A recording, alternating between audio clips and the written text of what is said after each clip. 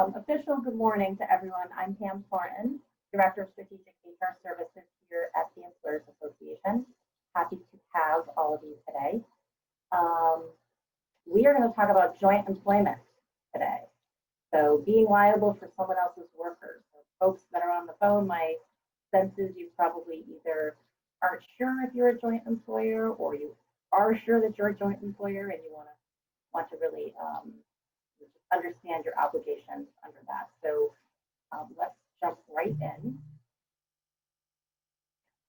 I said this, but I'll repeat it. We are going to use the chat box for questions. If you have questions, I will certainly have time for questions at the end. Oh, let's see. Someone says they can't hear me.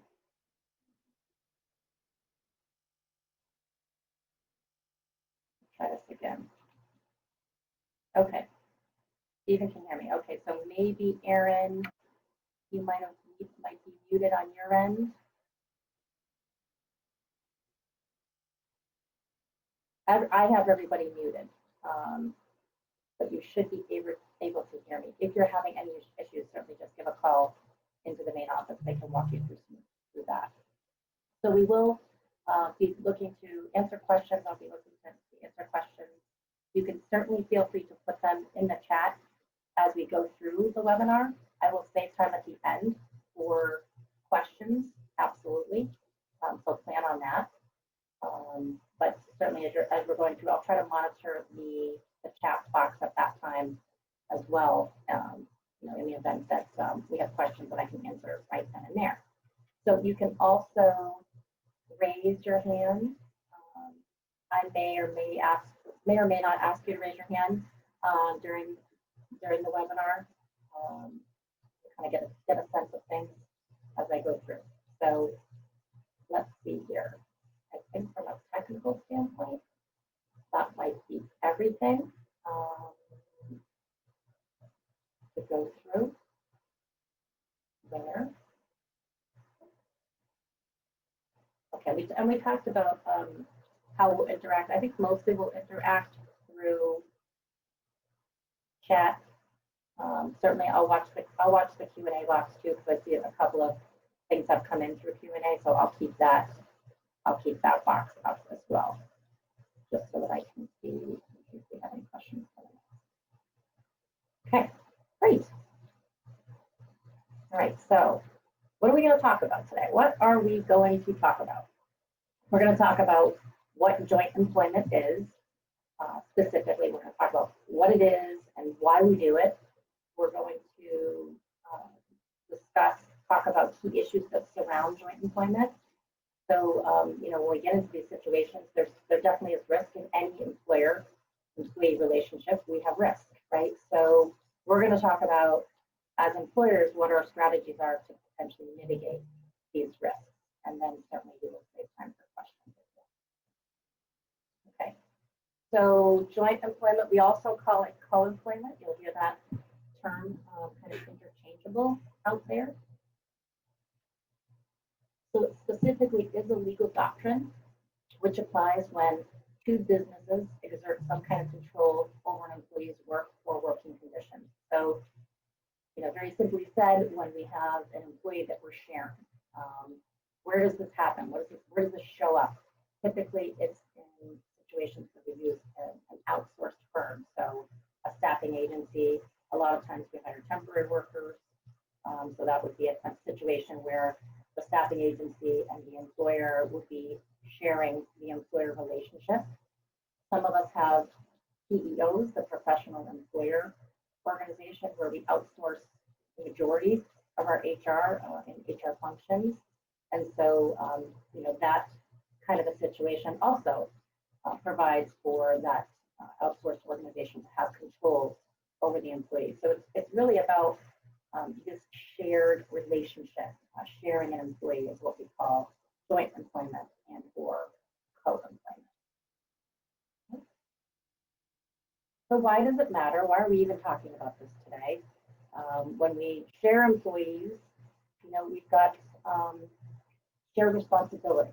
So specifically, an employee of one company might be found to be the joint employee of the second company because sharing them.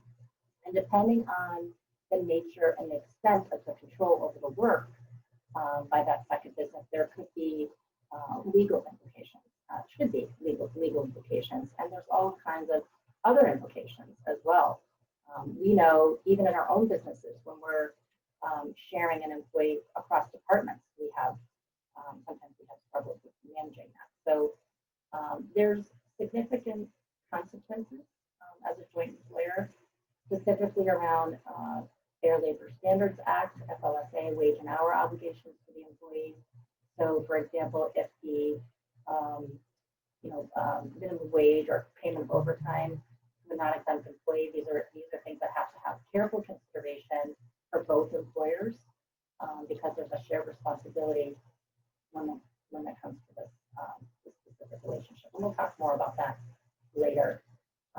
What I will say, I'm going to lead off with this, and I'll say this, probably a couple of different times and a couple of different ways throughout the webinar, is that considerations around joint employment are truly no more onerous or there's not a higher threshold specifically for companies than how we treat our own employees. So when you're going into the situation, if you haven't gone into the situation and you're considering having employees from an outsourced organization, you really need to think about the fact that even though you're outsourcing, you truly are obligated under the law to treat these employees really like you treat your own employees. And those requirements are pretty specific as we look at it. We'll talk about that in more detail, but very specifically, employers from outsourced agencies, PEOs of staffing agencies, and the like really are employees of yours in this joint employment situation. Okay. So very recently, effective March 16th, actually, of 2020, we received a final ruling regarding joint employer status. So under the Fair Labor Standards Act, this joint employer rule has really been narrowed. And it's generally considered a positive development for the business community because the standard for determining joint employment liability truly is more narrow than it used to be in prior guidance. So the Department of Labor's final rule sets forth a 4-factor balancing test for determining joint employer status under the FLSA. And basically, in determining whether a second company is a joint employer, so you have this two-employer relationship, the DLO will examine the joint employer under these specific factors, whether the employer hires or fires the employee, whether they supervise and control the employer's work schedule or conditions of employment to a substantial degree, whether that employer determines the employee's rate and method of payment, and whether or not they maintain the employee's employment records. So the thing to note here is that no single factor is decisive in determining whether or not there is this joint employer status, and the weight of each of the factors may vary based on the factors of each case. So the final rule does make clear that just the maintenance of one company of employment records or another, or any one of these, just doesn't say that establishes this joint employer status. It really does clarify that the joint employer, basically the second employer, must actually exercise directly or indirectly one or more of the 4 control factors. So, it made it clear. However, I will say that it's been challenged by 17 states as being too narrow. In the U.S. District Court of New York, there was a case that actually upheld the challenge and invalidated the new rule as it pertains to what we call vertical employment. If you're interested in reading about that case, it is the state of New York versus Thalia. What I'll say is that the final rule in that case definitely does provide several examples around illustrating the application of this 4-factor test pattern. The examples are intended to provide practical evidence to the employers around joint employment. So What I'll say is that, this is still up to interpretation, but for us for now, these are the things that we want to consider when we are looking at joint employer status and whether or not it is truly considered that.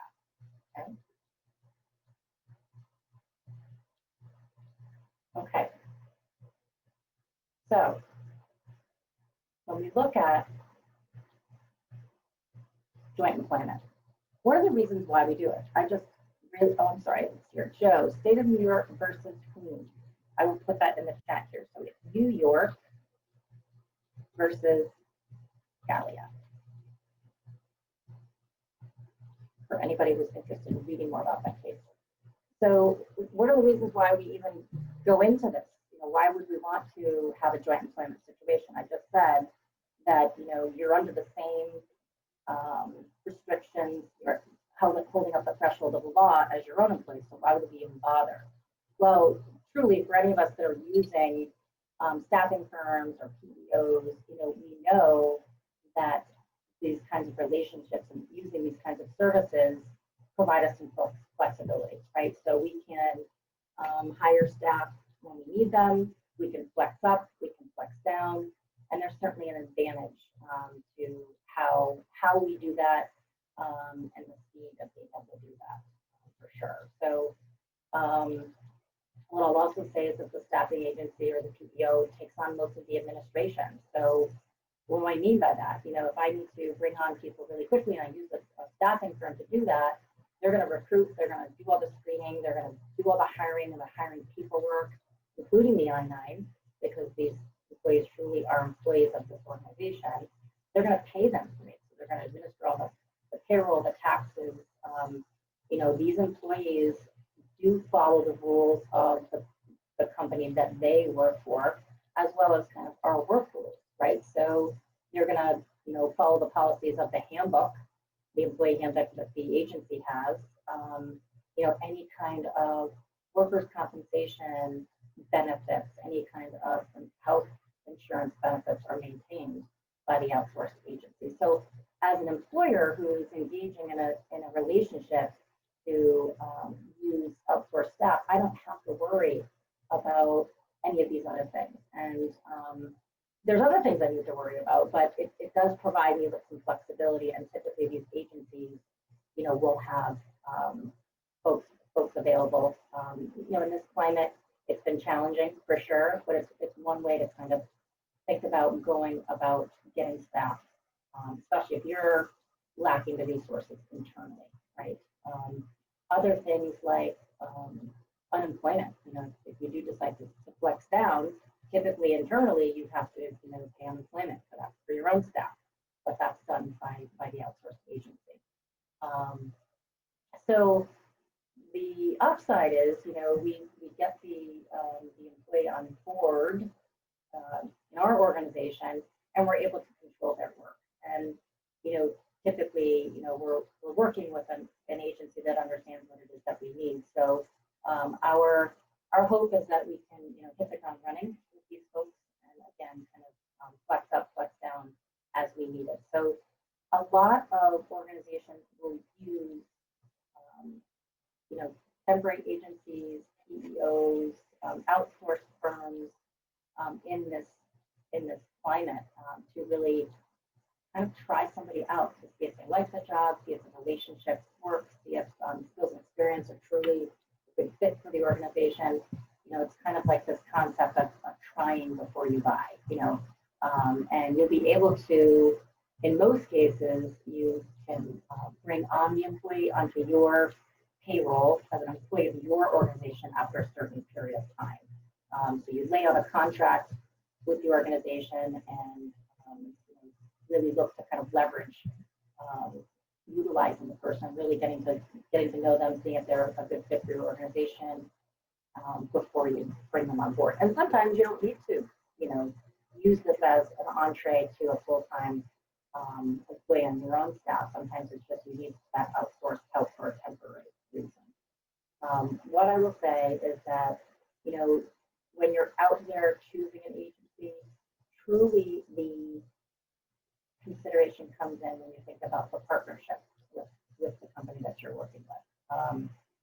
where we have some disadvantages with this joint employment situation in terms of, you know, the try before you buy. Certainly it can be a win-win, but if you're not getting, you know, the staff and the type of talent in the door from, you know, an agency, you know, that certainly is meeting your needs, you need to be really thinking about what kinds of conversations you're having with the agencies, not, you know, just telling them the job title and the hours. It's really sitting with them, making sure that, again, there is a partnership, that they understand your business, they understand what it is that you do, they understand your culture, the mission, the values, because even someone who's coming in on a temporary basis, you want them to be able to reflect your culture and what it is that you need, whatever it is that they're doing. It doesn't matter if they are, you know, running a machine or, you know, answering the phone, talking with clients. You really want to make sure that you've got people in place that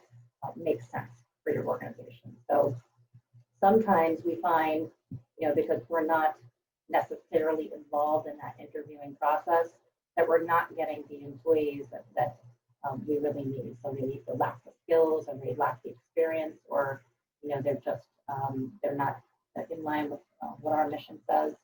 So at the end of the day, you know, that company and yourself, so that whatever agency that you use, you really have to have a good rapport, a good understanding of each other's business, so that it's reciprocal, right?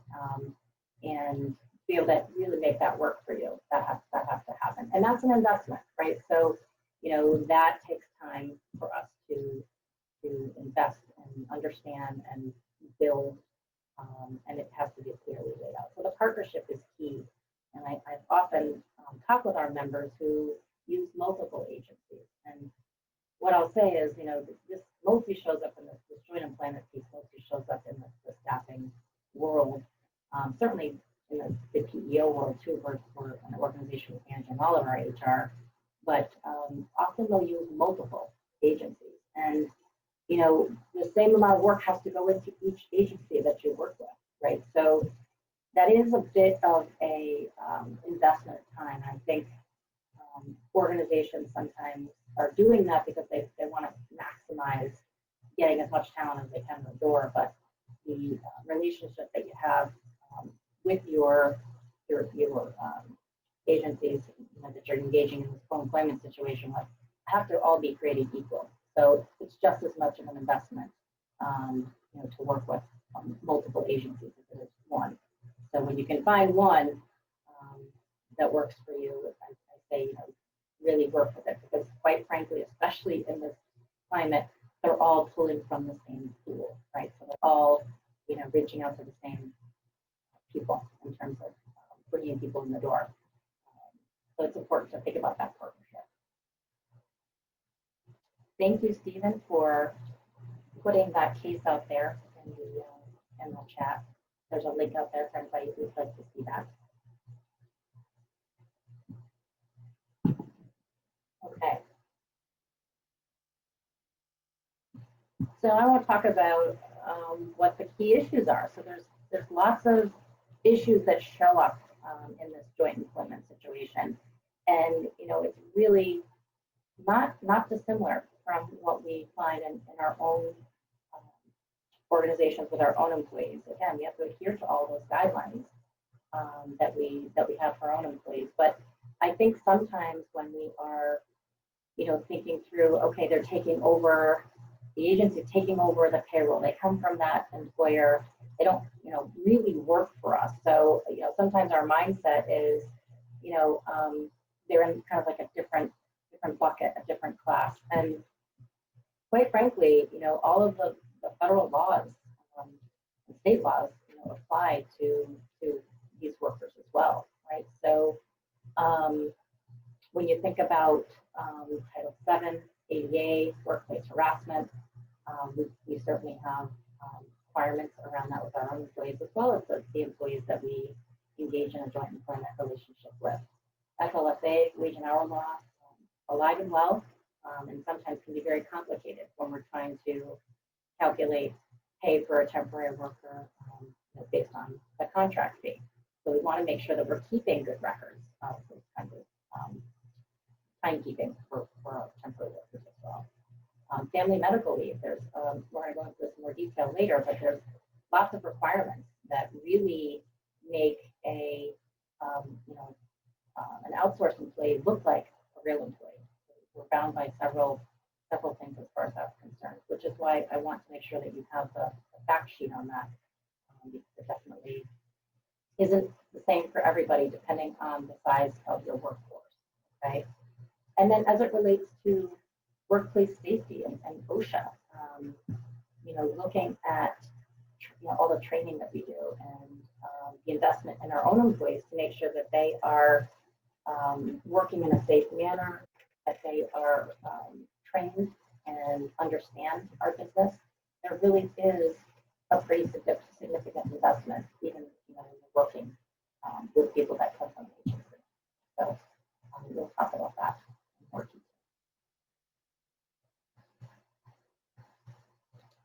So specifically, Title VII harassment and discrimination, right? So, when you think about what you have to do as far as harassment, depending on what state you're in, some of us, have to distribute policies. We have to provide training. Thinking about a joint employer responsibility, we still have the same duties. We cannot discriminate. We cannot harass. We have the same responsibility to uphold the law with these employees and these relationships. And we also have, the duty to think about, what kind of training, policies, procedures are these employees that are coming to us from these outside organizations exposed to. So, when I say that partnership and really working with that agency, are we asking questions like, do you have a harassment policy? What kind of training do you do for your employees? Are they aware of what your harassment procedures are? And then thinking about making sure that they understand what our procedures are as it relates to that. All of these things, there is this, again, when you say joint employment, it truly is, there is this joint responsibility of making sure that they understand these employees coming into our organization, not only where they come from and what the policies are that they have to adhere to, but what our company requires as well. Okay. Title VII, same thing. Discrimination and harassment, again, same thing. EEOC says any employer that can affect a worker's job opportunities can be liable. So that's the real key takeaway when you think about these laws and joint employment in general. You're engaging in a relationship with the other company. So now you're both on the hook for liability, which is why we have to have a lot of this laid out in the contract, in the conversations that we have with our agencies. I talk with members all the time, and a lot of you are using outsourced help, and we literally are calling them up and asking for help, and sometimes getting them in the door the next day because we've got a need, right? We've got a need, and that's why we're calling them. So thinking about this legwork and how this could affect us long term, we may not be able to get it all done in that first day, but we do have to make sure that we are revisiting what our relationship, the companies that we have relationships with, what their policies are, and really looking at what those things look like, because certainly we know that just based on what we've had to do within our own workplaces, with our own employees, that if they don't understand and they haven't had the opportunity to even have some training or discussions around these policies, that they can violate the law and certainly act inappropriately. So it is our responsibility to make sure that that's happening. Okay, so Fair Labor Standards Act, I talked a little bit about this in the beginning. So typically the payroll records, the responsibility of the payroll records is maintained by the PEO or the staffing firm. But remember, right, we're in a relationship now where they're working in our facility and working with other employees that are employees of ours, probably using our time clock, our timekeeping system, system, our web-based system, whatever it is. So how is that working? How are we going to make sure that that's communicated clearly from one company to another? And what is the process around making sure that we are approving it as well? So we all know it doesn't matter, whether or not we've approved it. If they input it into the time system, we need to pay it. So it's just an additional layer for us to think about, making sure that that gap between getting the payroll record from the employee in our company and getting it over to the staffing firm is actually accurate. So, but overall, at the end of the day, the employer of record, the PEO, or the person, the staffing firm that the employee works for, is truly where the payroll record needs to be kept. And I would also encourage us to have a process laid out for what that looks like in the event that we are ever under an audit or asked how that works. We should have our process laid out. We certainly have joint responsibility for overtime. That doesn't change company to company. So making sure that that's monitored, making sure that we have a clear understanding of that. So this communication piece around figuring out how the process works for payroll sometimes can be complicated, especially if we have a contingent workforce that's large. The process for payroll doesn't have to be separate and specific. It should really mirror what it is that you're doing. But again, just that gap or that piece, getting it over to the other agency and making sure that the agency is keeping records is really important.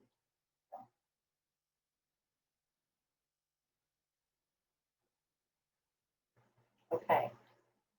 So American with Disabilities Act. We know this is certainly something in our own organization that we've got to make sure as HR folks is forefront in the minds of not only our supervisors and our managers, but leadership, our employees as well need to understand that they do have this that this law is alive and well. So as a joint employer, we're still obligated to interact with them, to engage in that interactive discussion. Certainly, we are not allowed to ask any kind of medical questions before the offer of the assignment, just like we wouldn't ask specific medical questions, prior to hiring our own employees. And I say that generally. There's a little typo there. Generally, I say that because in some instances, especially in our light industrial environment, sometimes there are things that are specific to our jobs that we need to understand what a person's capacity is to be able to do a job. So we have lifting requirements sometimes in our job descriptions. I wouldn't be asking questions around lifting and whatnot unless we have that in our job description. So we have to make sure that we, button that up. The other thing I would say is sometimes there is a lifting test. So we'll use an outside organization for a lifting test or a hearing test or some kind of test as it relates to the environment and the specific jobs of our organization. So generally, we're not going to be asking, questions as it relates to anything medical. And we're going to follow the same interactive dialogue, the same interactive process that we would with any of our employees. What I will say, the caveat with that is please, please, please get your PEO, your staffing agency involved in that conversation. So, and I'll say that, in some cases, and it's not a hard and fast black and white across the board, making sure that the agency knows that you're having, that either someone has brought something to you or that you need to engage in discussion because something has come up. Making sure that they know that. Sometimes actually having the both of you in the meeting, so representative from each company, can really be valuable. There are times where it may not make sense based on a relationship, based on availability and things like that. But we still have that duty to potentially, reasonably accommodate disabilities in the workplace. So that can get tricky, that whole piece about, how do we have the discussion? When do we have the discussion? Our agency isn't on site with us. So it's about this relationship before these things have happened. It happens, when we have an attendance issue, we have to, call up the agency, and sometimes, from a discipline standpoint, we have them handle the discipline, which is mostly easier for us, but sometimes it makes sense for us to be part of that process, depending on what the situation is. So in the event that we do have to go down the road of accommodation with ADA, what I'll say I've seen is typically the accommodation costs are shared by both organizations. Again, this is a discussion, it's about communication, it's about laying it out potentially in a contract. How would that work? Would you share accommodation costs? That's just typically how we've seen it done in the past, but it certainly makes sense. But again, you've got to go through that process just like you would, with an employee of yours. So making sure that you've got the documentation around, medical piece around the accommodation. That medical documentation does not have to reside with the employer. It has to reside with the employer's record. So the staffing agency, the CEO, that's where that should reside. The communication with, about the employee and the potential disability or accommodation certainly is something you can keep notes on. You're going to want to make sure that you have something that documents that you have engaged in the interactive discussion, that you have gone down the road of reasonable accommodation, that the communication has happened with the joint employer around these kinds of things, and but making sure that any true medical records, those kinds of things, reside with the agency or the PEO. So you can see how this could get really, really sticky. And so making sure that you have your own internal process around it, making sure that your HR team, that your managers, your supervisors truly understand what the process is, because it is, again, very tenuous. It can be, it's still very confidential, and we want to do our best to make sure that we are keeping the information with the employer record, but also sharing in the responsibility around accommodation of disability. Okay. Family Medical Leave Act. What I'll say is right off the bat, even if you have a temporary worker, when you're counting your employees for family and medical leave, whether or not you qualify, whether or not you meet that threshold to be an FMLA employer, that number of temporary workers that you have counts towards your company. So your own company also counts towards the agency. So, truly, they could have FMLA, be eligible for FMLA at your company, but not necessarily at their own agency. And you would really consider that in the situation if you were going to bring them on board as a permanent employee. So we talked a little bit about this in the beginning. I mentioned that typically, when we're looking at a long-term relationship with a temporary person, sometimes it's kind of the try before you buy. You want to see if they're good for our organization, if they meet the needs around skills and experience, and we do what we call temporary to hire. So a contract is laid out so that we have a certain period of time in which the employee works for the agency, and then we look to transition them to our own employees, so hire them ourselves. That interim period from the day that they start to work on your work site, at your work site, as a temporary employee, those days count towards not only the eligibility, so whether or not you change and become an FMLA employer or are an FMLA employer, but they also count towards being eligible. So the amount of hours that they work, if they're with you for 90 days, we'll say, that 90 days counts towards the year and 1,250 hours threshold for eligibility for FMLA. For temporary employees, we have the duty to reinstate them as well, just like we would with any of our own employees. So really, looking at if they go out on leave, we have the duty to reinstate them when they do come back.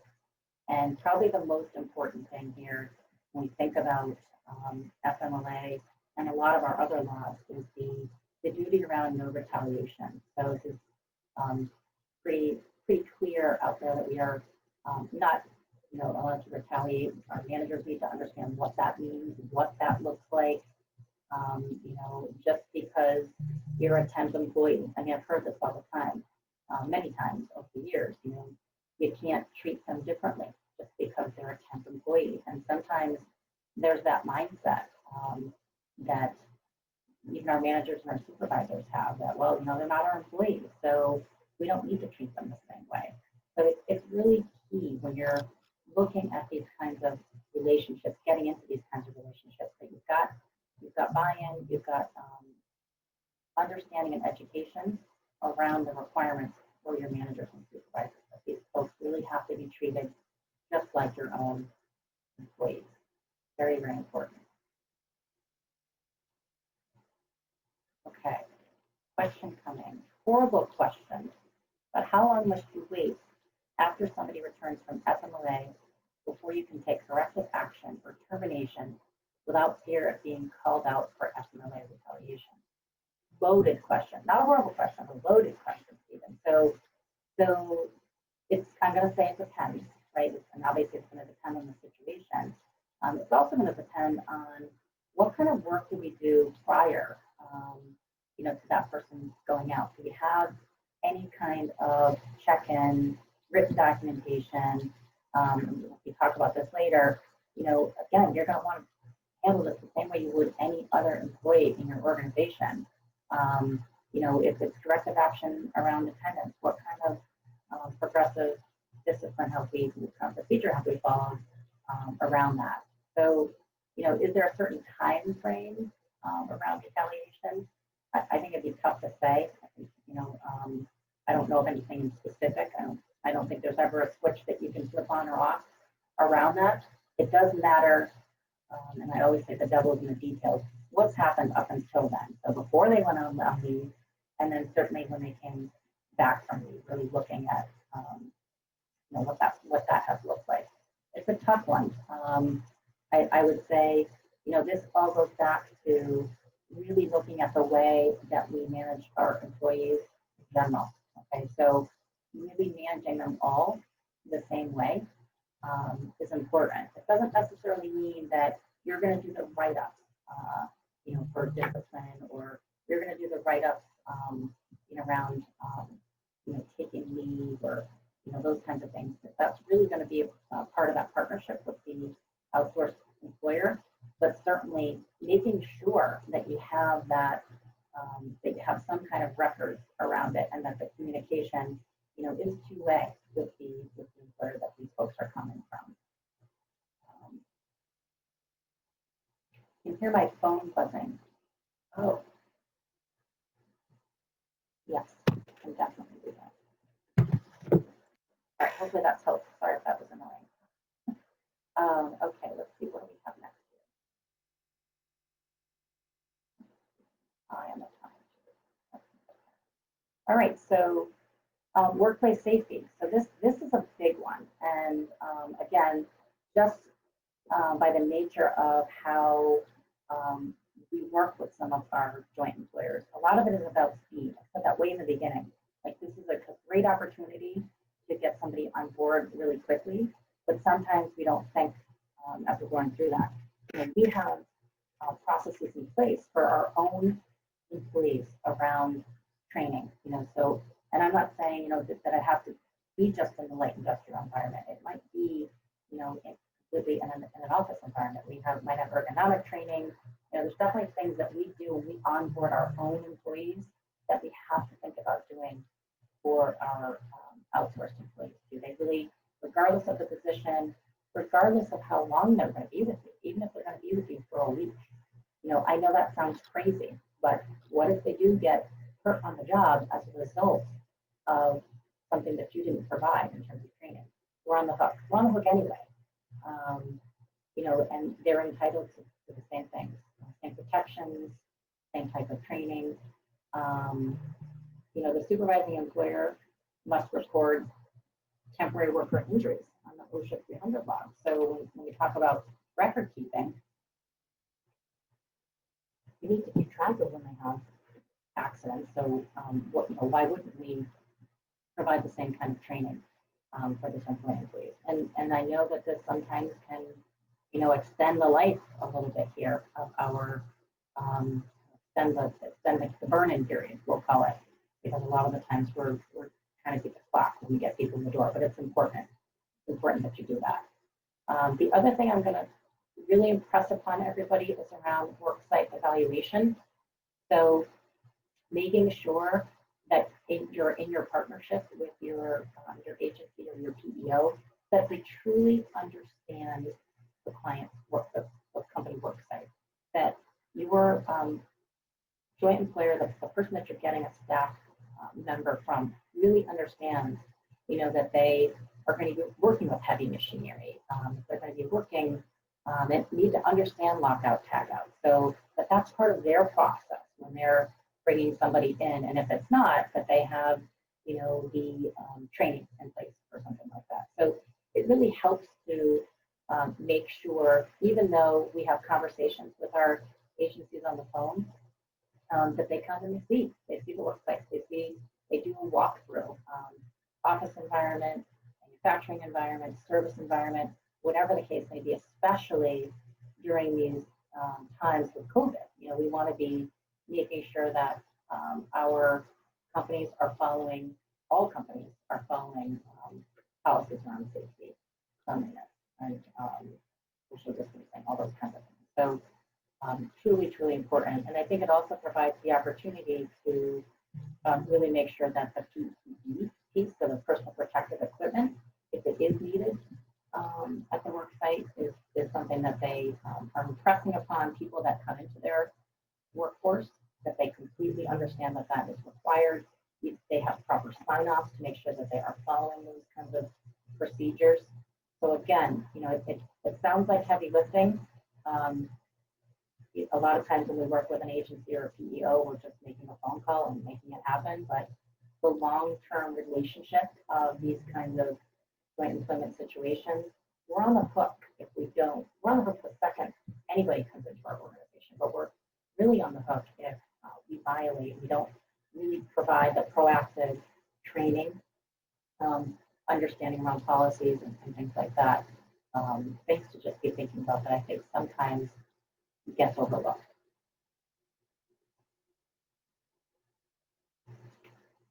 Talked about this a little bit already. Certainly making sure that co-employer understands your business. Again, doesn't hurt to reiterate it again. I think the other thing that I've found, and I've heard from employers, and I know that this is just kind of a function of sometimes the industry, the PEO industry, and the staffing industry in general, is making sure that you as a company that's working with an agency has a dedicated liaison, so a dedicated, whatever you want to call them, account manager.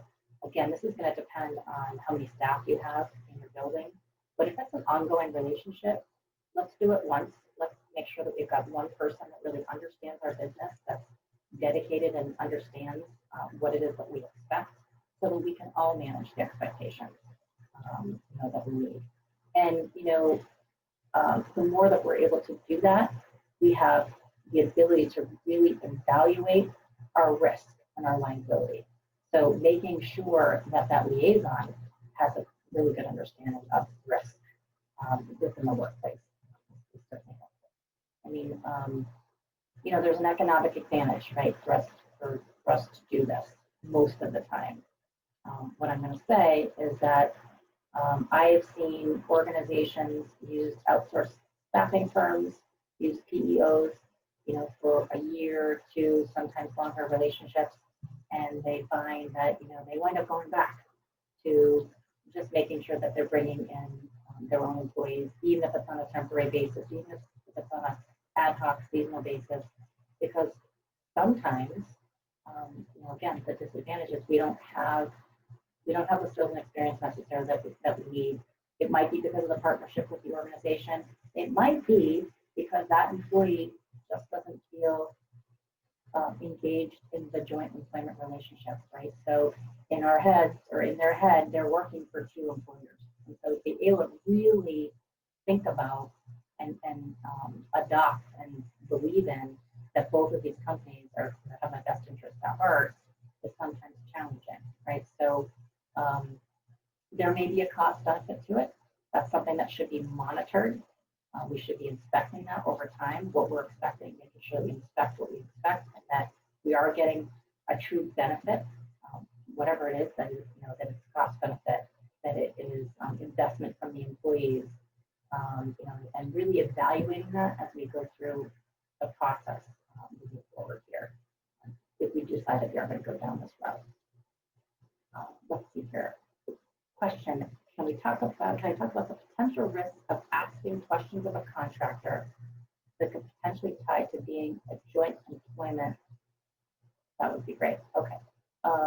That probably uses language that can be seen as having control and opens us up to liability.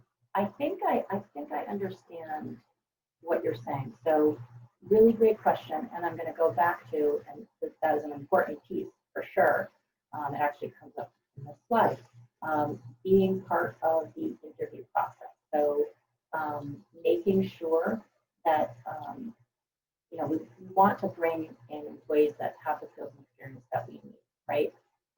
But when we ask questions, are they the questions that we would ask of our employees? Are they the questions that are necessary to understand whether or not they have the skills and experience to do the job? Those are the questions we want to be asking ourselves. I don't think that just, to answer your question, Sherry, just the line of questions that we're asking is really going to tie us necessarily to a joint employment situation or not. It's really going to be about what they're actually doing, in the job. So what that job description looks like. And I would make sure that the questions that we are asking in our line of questioning for our own employees, mirrors that. So it's not around, I know you're talking about, having control over, the employee, but we do have control over the employee. So I think I'd have to look at specifically what you're talking about in terms of the questions. I'd be happy to do that, but making sure that the questions that you're asking, if you're involved in this interview process, which sometimes we don't have the luxury of doing, but if you are involved in that interview process of interviewing employees that come from other organizations, your joint employer, making sure that they are rooted in what the job description says the person is going to do, the skills, the experience, the competencies that that person is going to need, and making sure that they truly are rooted in that is really what would be important. I think, are we going to get into questions around, how they report their time, that control piece? I don't know that we necessarily would. So I don't know if I'm hitting on your question, Jerry, but hopefully the biggest takeaway for everybody is making sure that you're involved in that interview process of interviewing employees that are coming into your employee from an agency, that you are asking the key questions that you need to know, that you could ask any of your other employees about what it is that they do, have done, where their skills are, and what their experience is. Hopefully that answers that. Okay. Talked about this certainly. We need to have a process ourselves. So not just signing a contract that I'm going to work with ABC company, PEO or staffing firm, and we're going to be in joint employment. That's certainly important, right? We need a contract that is binding, that make sure everybody knows who's responsible for what. But we really need to know what our policy, what our procedure is going to be for working with these outside firms. And our managers and our supervisors need to have clearly laid out procedures for how to work with agencies. And I think over time, we get in our relationships, we get a little used to it, and I've seen it. I've seen procedures not be followed because we've got a great relationship with them, so we don't necessarily need to check every one of those boxes. But that's where you get into trouble, and that's again, not following how we're working together, and that it's not a clearly laid out process. Again, where we run into trouble. So having a laid out procedure, even a policy around working with joint employers helps to mitigate our risk, and following it helps to mitigate our risk. And then again, evaluating it. So making sure that, we just don't set it and forget it, that, we have an ongoing process of evaluation of the relationship. We're going to get results that are going to be good. Sometimes we're not, are going to be results that aren't so good. Making sure we're having regular check-in meetings with our third parties, that we're really having the opportunity to talk about what the process has been, and that we're communicating and collaborating and making changes that make sense, and that are certainly ones that are being followed. Because in order to really make sure that we make improvements, we've got to make changes sometimes. Question. Could you go into more detail about how to avoid joint employer status with a vendor's employees? Security force. Okay. So it's a great question.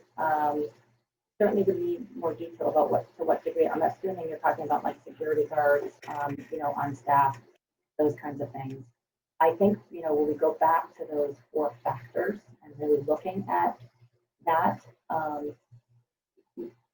I guess, and I don't want to go off on a tangent, it's probably a follow-up question that we should talk about offline. But anytime you have an employee that's working in your facility, following your work procedures, interacting with other employees, following direction from managers, supervisors, those kinds of things, you're probably going to be in that joint employment situation. I think avoiding it is interesting. So you'd have to look at, where they're actually working. Are they, maybe they have their own building. We'd have to look at that more closely. But I think it's difficult to avoid joint employment piece, especially if they are performing work for you that's at your direction. So I don't know if that helps or not. But, do I have a tempo policy or procedure for working with an employment agency? I don't, Carrie, but I'd be happy to talk with you about developing one and what it might look like. I can help you with the tenets of it and really looking at how to lay that out. It will be specific to every business. That's why we don't really have a template for that, because so many industries and positions are different. So happy to talk about that with you offline anytime. Okay, so key takeaways. Hopefully you've heard it loud and clear that joint employment issues, there's no greater concern than the ones that we have with our current employees. So I think the bigger thing to think about here is making sure that everybody's on board, that it's not just a temp employee or just an outsourced worker. It's not that anytime they're in our organization, they're performing our work of our organization, they're representing us. Clearly, we need to be thinking about that relationship, and they're almost like we're in that joint employment situation. They're following the rules that our employees are. So we need to hold ourselves to that threshold around temporary employees as well. And concerns can be mitigated by working with agencies that truly are human resource partners. I think when you're going through the process of understanding who you're working with, let's make sure that we've got some references from them, just like we would any other vendor.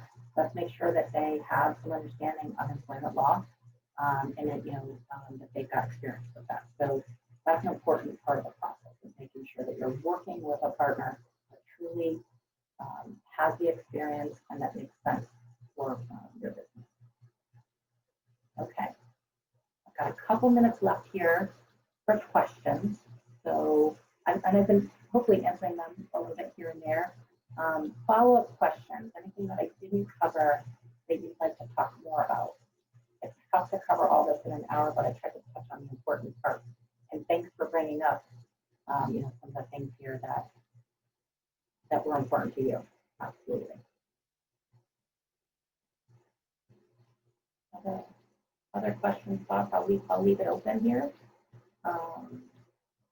Aisha, yes, unemployment responsibility, absolutely. So the employer of record is the employer that's responsible for unemployment when you're using an outsourced worker through a temp agency or a PEO. So whoever has employed that person. So it's typically the agency, if they're coming from an agency or PEO, those folks would be responsible for unemployment, which again is another piece of the puzzle when we think about the administrative burden that we carry with our employees. That would be something that we would have to contribute to. So, great question. Great question. Another question.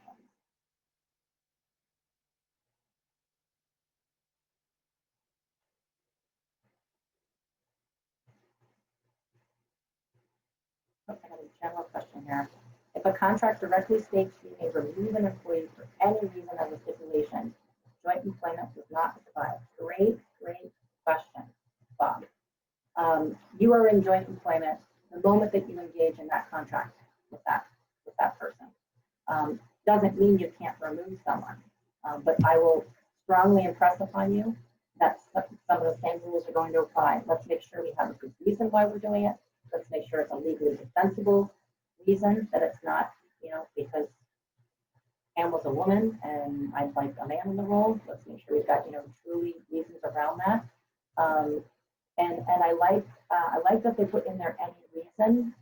This kind of goes back to inspecting that contract and inspecting that partner. What do you mean by any reason? And they want to help you. They want to make sure you've got the right person in place, right? That's their job, is to provide the best service to you. So when you call and you have, they don't get along, we don't like them, you're going to be in a situation where they're going to say okay, or maybe they won't. But make sure you've got defensible reasons. You are in a joint employment situation. Anytime you engage, especially if you've got a signed contract, a binding agreement, you're in joint employment working with the agency. I would say, I'd be safe to say in most cases. So hopefully that helps there. All right. Well, if there's no more questions, I will say thank you so much for spending your morning hour with me talking about joint employment. Hopefully this was helpful. I definitely invite you to reach out to me if you have questions, if you want to talk offline in more detail. Just call our main number, 877-662-6444, and ask for me, or you can always email me at thornton@eae.org.